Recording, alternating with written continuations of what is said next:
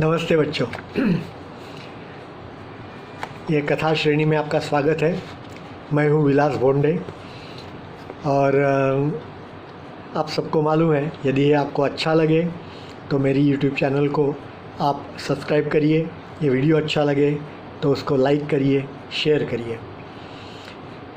आज मैं आपके सामने फिर से एक कहानी लेकर आया हूँ। वो है गुरु गोविंद सिंह जी की। गुरु गोविंद सिंह तो मालूम है ना, सिख संप्रदाय जो है, सिख धर्म जो है, उनके 10वें गुरु थे। वो गुरु नानक देव जी ने सिख धर्म की स्थापना की। फिर उसके 10वें जो गुरु थे उनका नाम था गुरु गोविंद सिंह। तो उस समय मुग़लों का राज्य था भारत में। तो ऐसे ही अभी तक के जो उनके सिख गुरु थे वो बेचारे 2-3 गुरुओं को तो मुग़लों ने पकड़ा और उनको मार भी दिया। तो जब गुरु गोविंद सिंह आए तब उन्होंने देखा कि इस प्रकार से तो कुछ होगा नहीं। हमारा जो शत्रु है, मुग़ल है उस समय के, तो वो जो है वो शक्तिशाली है, उनके पास सेना है और वो फिर इसलिए किसी को भी कुछ भी कर सकते हैं और मार डालते हैं। तो हमें उनका मुकाबला करना है तो हमारी भी सेना होनी चाहिए।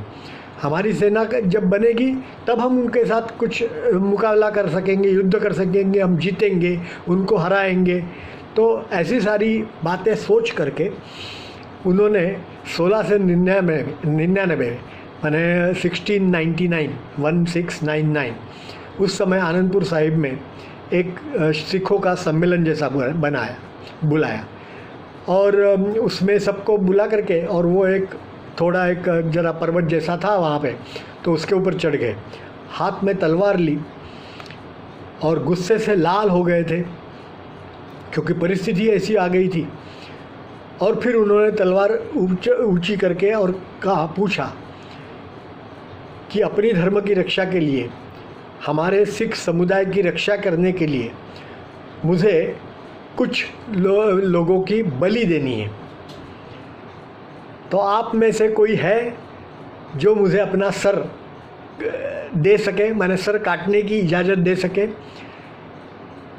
और वो बलिदान करने के लिए तैयार है कोई ऐसा? तो ऐसा उन्होंने गर्जना करके पूछा।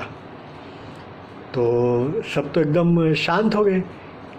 क्या ऐसा कौन एकदम आएगा कि मैं आगे आता हूँ और मैं मर जाता हूँ? कोई कुछ बोला नहीं। थोड़ी देर के बाद गुरुजी ने फिर से कहा कि अरे, आप में से कोई समर्पण वाला, बलिदान करने वाला एक भी नौजवान नहीं है? जो है वो आ गया है। फिर भी कोई नहीं आया। तीसरी बार गुरु ने कहा, तब जाकर के पीछे एक बाई ओर से एक युवा था, वो आगे आया और उसने गुरुजी के सामने झुक करके प्रणाम किया और कहा कि मैं तो मेरा जीवन आपके चरणों में सौंपता हूँ, आप जो करना चाहे वो करें। गुरुजी ने उसको अंदर एक वहाँ टेंट लगाया था, उसके अंदर ले गए और बाहर लोगों को उनकी तलवार की आवाज़ आई और वहाँ से अंदर से खून का एक ये बहने लगा, प्रवाह बाहर आया। फिर वो बाहर आए गुरुजी और कहा कि मुझे और एक चाहिए। तो इस बार और एक दूसरा लड़का तैयार हुआ, वो भी आ गया, उसको भी अंदर लेके गए। ऐसा करके 5 लोगों को वो लेके गए और 5 लोगों को ऐसा लगा कि उन्होंने मार डाला। फिर उनको सबको 5 लोगों को बाहर लेकर के आए, ये